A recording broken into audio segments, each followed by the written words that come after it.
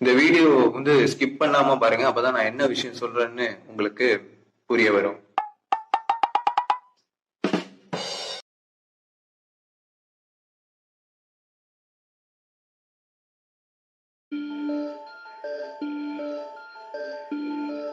அனைவருக்கும் வணக்கம். நான் உங்கள் அருண் மனோஜ்குமார். இன்னைக்கு நம்ம பார்க்க போற கண்டென்ட் என்னன்னு பாத்தீங்க அப்படின்னா, இவங்க கிட்ட திறமை இருக்கு, ஆனா திறமைக்கு ஈக்குவலா ஆணவமும் இருக்கு. அதாவது என்ன சொல்லுவாங்க அப்படின்னா, பொதுவா கலைஞர்கள் அப்படின்னாலே கலை நயம் ஜாஸ்தி இருக்கோ இல்லையோ, அவங்க கூடயும் பாத்தீங்கன்னா ஆணவமும் இருக்கும். அது அவங்களுக்கு அழகும் கொடுக்கும், அதே சமயத்துல அவங்களுக்கு ஆபத்தையும் விளைவிக்கும்.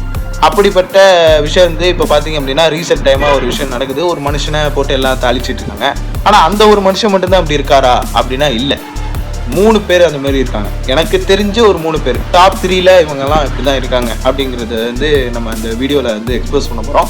யார் யார் அப்படிங்கிறத பற்றி பேசுறதுக்கு முன்னாடி என்னோட சேனல் சப்ஸ்கிரைப் பண்ணாதவங்க சப்ஸ்கிரைப் பண்ணிடுங்க, பக்கத்தில் இருக்க பெல் பட்டனை கிளிக் பண்ணிடுங்க. அண்ட் நம்மளோட சோஷியல் மீடியா ஐடிஸ் எல்லாத்தையும் பார்த்தீங்க அப்படின்னா ஃபாலோ பண்ணிடுங்க, எஸ்பெஷலி வாட்ஸ்அப் சேனல். ஓகேங்களா?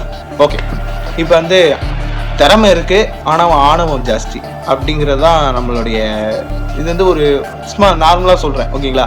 அதுல 3வது இடத்த பிடிச்சிருக்கவர் யாரு அப்படின்னு பார்த்தீங்க அப்படின்னா, நடிகர் நந்தபுரி பாலகிருஷ்ணன். ஓகேங்களா? அவருக்கு திறமை இருக்கு, கான்ஃபிடன்ட் லெவலும் இருக்கு, அதுக்கேற்ற திமிரு தெனாவட்டும் இருக்கு. எப்படின்னா, அவர் என் டி ராமாராவ் அவர்களுடைய பையன். ஓகேங்களா? என் டி ராமாராவ் அவர்களுக்கு 11 பசங்களாம், 11 பிள்ளைகளாம். அதில் இவர் 7வது பையன். ஓகேங்களா?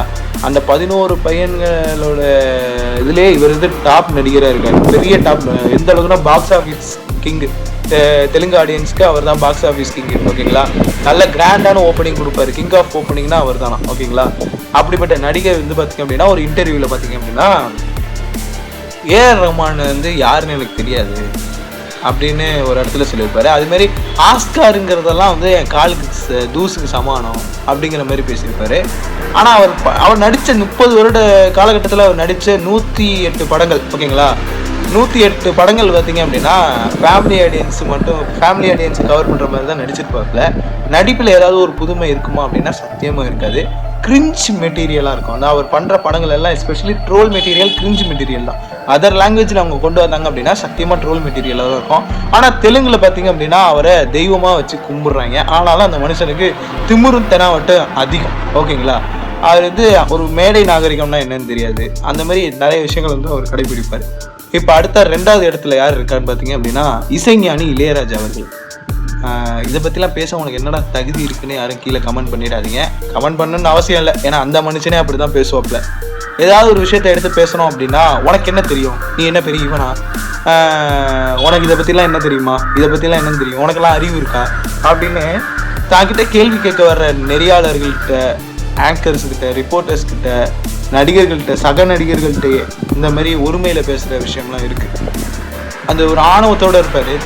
நடிகரும் இயக்குனரும் ஆகிய மனோபாலா அவர்களுடைய இறப்புக்கு ஒரு இரங்கல் தெரிவிக்கிற மாதிரி ஒரு வீடியோ பப்ளிஷ் பண்ணார். அப்போ ஒரு விஷயத்த சொன்னார். என்னோட மியூசிக்கான சான்ஸ் கேட்கறதுக்காக, என்னோட மியூசிக் கால் ஷீட் வாங்குறதுக்காக கியூவில் நின்ற டேரக்டர்ஸ்குள்ள மனோபாலா சாரும் ஒன்று அப்படின்னு சொல்லி அவர் ரொம்ப டீக்ரேட் பண்ணி பேசினார். அந்த மாதிரி டோனில் ரொம்ப டீக்ரேட் பண்ணி பேசியிருந்தார். அப்படின்னா உனக்கு அந்த ஆணவம் அப்படின்னு நம்ம நெட்டிசன்ஸ் எல்லாருமே கொந்தளிச்சிட்டோம். சக நடிகர்களுமே கொந்தளிச்சிட்டாங்க. ஓகேங்களா? அந்த மாதிரி ஒரு மனுஷன் பார்த்தீங்க அப்படின்னா, ஆனால் அவருடைய திறமைக்கு, அவருடைய இசைக்கு ரசிகர்கள் அப்படின்னா இந்த உலகத்தில் எல்லாருமே அவங்களோட இசைக்கு ரசிகர்கள் தான் இருக்காங்க. ஓகேங்களா? இசை ஞானிங்கிற பட்டத்தை கொடுத்து அவர் இசை கடவுள் அப்படின்னு சொல்லி அவரை நம்ம எல்லாரும் ஒற்றப்படுகிறோம். ஆனால் அந்த மனுஷன் பார்த்தீங்க அப்படின்னா ஆணவத்தின் அரசன் அப்படின்னு மறுபேரும் அவருக்கு உண்டு. சரி, இவங்க 2 பேராவது ஓரளவுக்கு அப்படின்னு கொஞ்சம் மன்னிச்சு விட்டுறலாம்னு வச்சுக்கோங்களேன்.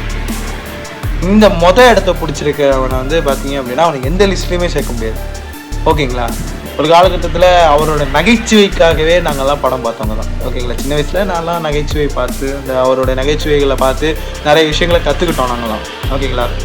அந்த மனுஷனோட பேர் கூட நான் சொல்லலை, நீங்களே கண்டுபிடிச்சிங்க. ஏன்னா அந்த முகரக்கட்டையை வச்சு மீம்ஸ் ஏகப்பட்ட பேர் போட்டிருக்காங்க. அதுலேயும் நானும் அந்த முகரக்கட்டையை வச்சு மீம்ஸ் போட்டிருக்கேன். ஓகேங்களா? அந்த மனுஷன் கூட இருக்கிற சக நடிகர்களுக்கும் உண்மையாக இருக்க மாட்டார். தன்னை மட்டுமே வளர்த்து விட்டுவார், தனக்கு கீழே இருக்கிறவங்கள கீழேயே தான் வச்சுருந்தாரு. அதுக்கப்புறம் தன்னோட சக நடிகர்கள்ட்ட எல்லாம் வந்து பார்த்தீங்க அப்படின்னா அப்படியே பந்தாவாக மெயின்டைன் பண்ணிப்பார். தன்னை வளர்த்து விட்ட நடிகர்கள்ட்டையே வந்து பார்த்தீங்க அப்படின்னா அவர் வந்து அப்படியே எகத்தானமாக ஒரு திமிரா தெனாவட்டா இருப்பார். எந்த அளவுக்கு திமிரா இருப்பார் அப்படின்னு பார்த்தீங்கன்னா தன்னை வளர்த்து விட்ட நடிகரோட மறைவுக்கு கூட வராமல் அவர் வந்து டிமிக்கு கொடுப்பாரு. இதை பற்றி ஏதாவது பத்திரிகையில் யாராவது கேட்டாங்க அப்படின்னா அதுக்கு வந்து பதிலே சொல்ல மாட்டார். அப்படியே வேற ஒரு டாபிக்குள்ளே கொண்டு போய் மழுப்பி இது பண்ணிடுவார். ஏற்கனவே நெட்டிசன்ஸ் எல்லாம் போட்டு துவச்சிட்டாங்க. ஓகேங்களா? இதில் என்ன சோகம்னா நம்ம அவரோட காமெடி டைலாக்கை வந்து நம்ம நடைமுறை வாழ்க்கையோடு பேசிடுறோம் நம்மளே அறியாமல். இன்னொன்று என்னென்னா, எந்த ஒரு கண்டென்ட்டாக இருந்தாலும், என்ன ஒரு டிஜிட்டல் கண்டென்ட்டாக இருந்தாலும் அவருடைய முகம் இல்லாத மீமோ இல்லை அவருடைய ஸ்கூப் டைலாக்கோ இல்லை ஒரு காட்சிகளோ வந்து இடம் பெற்றுரும். அதனாலேயே அந்த மனுஷனை வந்து தவிர்க்க முடியல. ஆனால் ஒரு மனிதனா, ஒரு கலைஞனா வந்து அவரை தவிர்க்க முடியாது. அவர் கலைஞர், நல்ல கலைஞர். ஆனால் நல்ல மனிதரா அப்படின்னு கேட்டால் சத்தியமாக இல்லை. அவர் நடிக்கிற காலகட்டத்தில் பார்த்தீங்க அப்படின்னா சக நடிகர்கள்லாம் சம்பளம் கம்மியாக கொடுத்துக்கிறது, வாய்ப்பு வரவிடாமல் தடுக்கிறது, தனக்கு நிகராக ஒருத்தர் வந்து இருந்துடவே கூடாதுன்னு நினச்சி ஒரு மனுஷனை கீழேயே வச்சிருப்பாப்புல. இதோட இன்னொரு கொடுமையான விஷயம்னா அந்த மனுஷன் வந்து பார்த்தீங்க அப்படின்னா விமனைசராகவும் இருந்திருக்காரு. அதனாலே தான் கூட நடிக்கிற பெண் நடிகர்களே பார்த்தீங்க அப்படின்னா கொஞ்சம் இந்த கிளாமர் காட்சிகளில் நடிக்கக்கூடிய ஆர்டிஸ்டாக பார்த்து அவர் வந்து உள்ள இது பண்ணியிருப்பாப்புல, இன்கார்பரேட் பண்ணியிருப்பாப்புல. ஓகேங்களா? ஏன்னா நம்ம வந்து நிறைய காமெடி காட்சிகள், அதாவது ஒரு காமெடி சேனல்னு எடுத்துக்கிட்டோம் அப்படின்னா மோஸ்ட்லி அவரோட காமெடியை நம்ம ஒரு நாள் இல்லைனாலும் 1 மணி நேரத்துக்கு ஒரு தடவையாவது அவரோட காமெடியை நம்ம பார்த்துருவோம். ஏன்னா அந்த மாதிரி அவரோட காமெடி தான் நம்ம மனசில் நின்றுக்கே ஒழிஞ்சு ஒரு மனுஷனாக அவர் நம்ம மனசில் நிற்க போகிறதும் இல்லை, நின்னதும் கிடையாது. ஓகேங்களா? அவருக்குன்னே யாருமே கிடையாது. ஆனாலும் அந்த மனுஷன் ஆணவத்தோடையே இருக்கார். தன்னை மிஞ்சி அவனும் வந்துடக்கூடாதுங்கிற ஆணவத்தோடையே இருக்கார். ஸோ இந்த மாதிரி திறமை இருந்தும் ஆணவம் அது இருக்குது அப்படின்னா அவங்க வந்து மக்கள் வந்து ஏற்றுக்க மாட்டாங்க. எந்த மக்கள் வந்து உயர்வாக கொண்டாடினாங்களோ அதே மக்கள் வந்து ஒரு நாள் கீழே தள்ளிடவும் செய்வாங்க. ஸோ திறமையை வளர்த்துக்கிறவங்க அதோட சேர்த்து பக்குவத்தையும் வளர்த்துக்கிட்டீங்க அப்படின்னா மக்கள் வந்து உங்களை காலத்தில் அழியாத ஒரு பொக்கிஷமாக நீங்கள் மாறுவீங்க. ஓகேங்களா?